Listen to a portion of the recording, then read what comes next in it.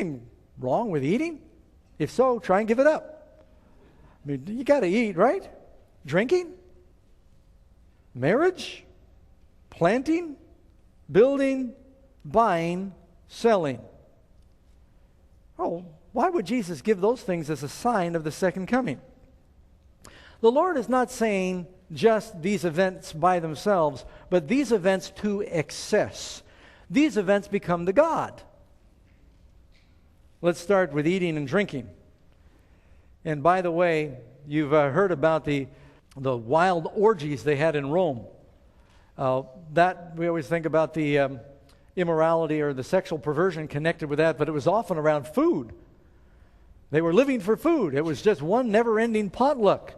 Matter of fact, and I don't want to gross you out, and I don't want to be insensitive, but it is a fact of history that the Romans would gorge themselves at these feasts.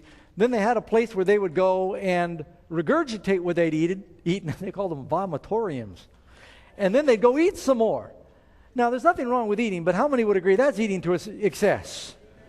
I mean, it's one thing to eat to live. It's another thing where you live to eat. The purpose in life is just the pleasures, the hedonistic pursuit of physical pleasure. Notice, talking about Sodom and Gomorrah, when you think of Sodom and Gomorrah, we typically think of the sexual perversion, right? And the Bible talks about that. Listen to what Ezekiel says was one of the principal problems in Sodom and Gomorrah. Look, this is, by the way, Ezekiel 16, verse 49 and 50.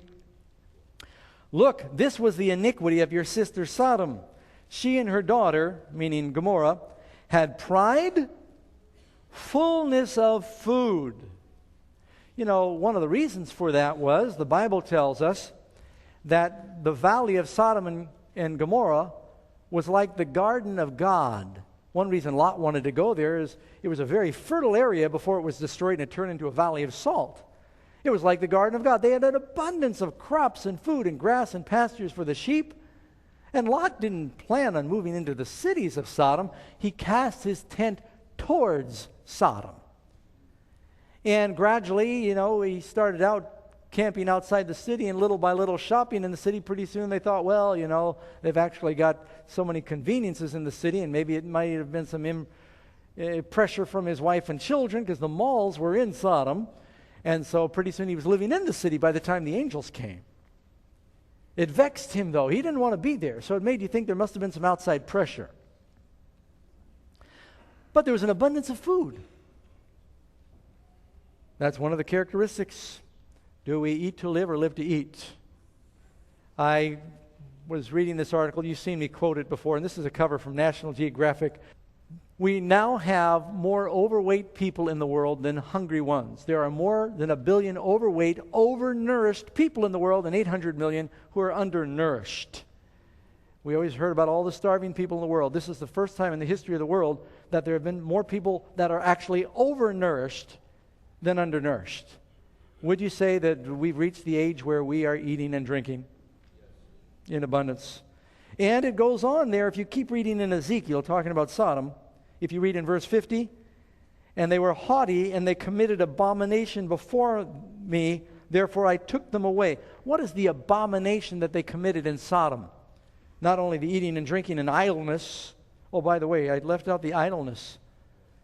We have more idleness now. When America was founded in the 1700s, and even if you go back 100 years, 80% of people lived on farms. They lived in rural communities. Now, because of the mechanization of farming, only about 20% of the people in North America live in rural communities. 80% live in the cities and the great metropolitan areas. There's so many machines that do all the work for us now. We've even got robots that do what used to be done in factories. And there's a lot more ease and idleness. And you know how many people now, when advertising portrays the average American worker, you know where they are? They work in a cubicle at a desk sitting. The average American worker is working in a cubicle, sitting. But one of the sins, it says they committed abominations. What is that abomination? Leviticus 18:22. You shall not lie with a male as with a woman. It is an abomination. The abomination was sexual perversion, homosexuality. And if you still have any doubts, Jude chapter 1 verse 7, Sodom and Gomorrah and the cities around them, in similar manner to these, having given themselves over, they gave up to it, sexual immorality and going after strange flesh. Romans chapter 1, Paul refers to that as that which is not natural. Perversion.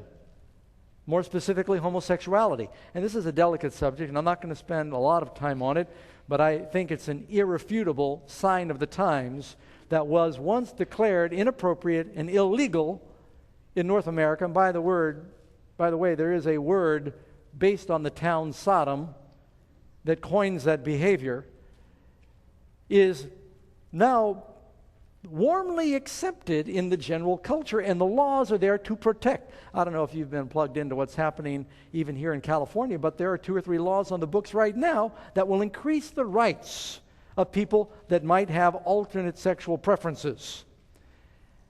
Would you say that that prophecy is fulfilled as it was in the days of Lot? Yeah, I think so. Sexual perversion. I understand that the Episcopal Church and more churches are debating the acceptance of clergy, and not to mention members, into their fellowship that are practicing homosexuals living with, they could be homosexual or lesbian living with lovers.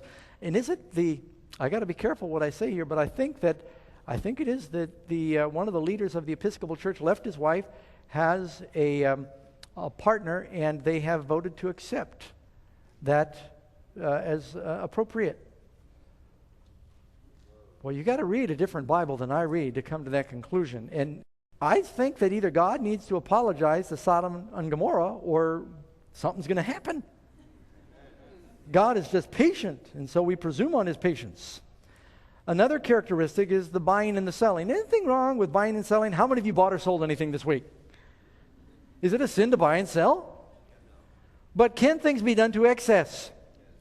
We're living in an age now where there is more that can be bought and sold than any other time.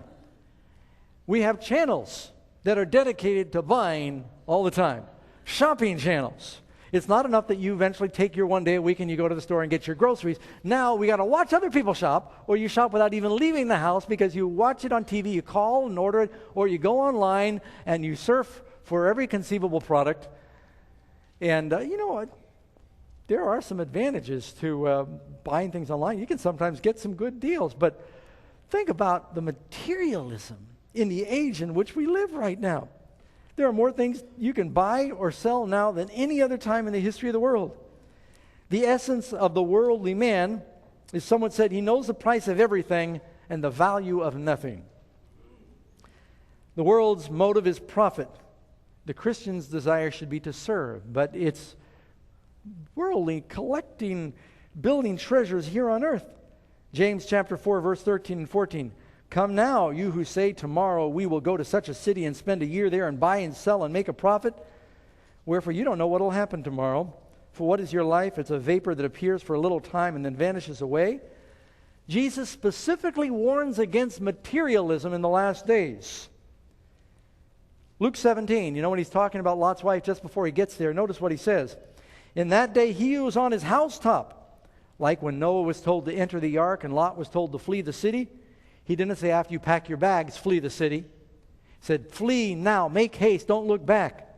Jesus said, speaking of the destruction of the world and the destruction of Jerusalem, if you're on your housetop and your goods are in the house, don't even come down and turn back into the house. Likewise, if you're in the field, don't go back to your house. Run for your life. So many people would say, I want to go, but I got this stuff in my house. My stuff, buying and selling. It's talking about a love for things. We find our value not in that we are made in God's image, but in the stuff that we own. And let's face it, a lot of people feel like you got to keep up with society. And one of the reasons that we are largely a world in debt right now is because of the pressure to live above the standard of our earning. And so we borrow for everything. And you're encouraged to do it. I want to close by touching again on Lot's wife. The Bible tells us when the angels came to Lot, it came to pass when they brought him outside, they said, escape for your life. Do not look behind you.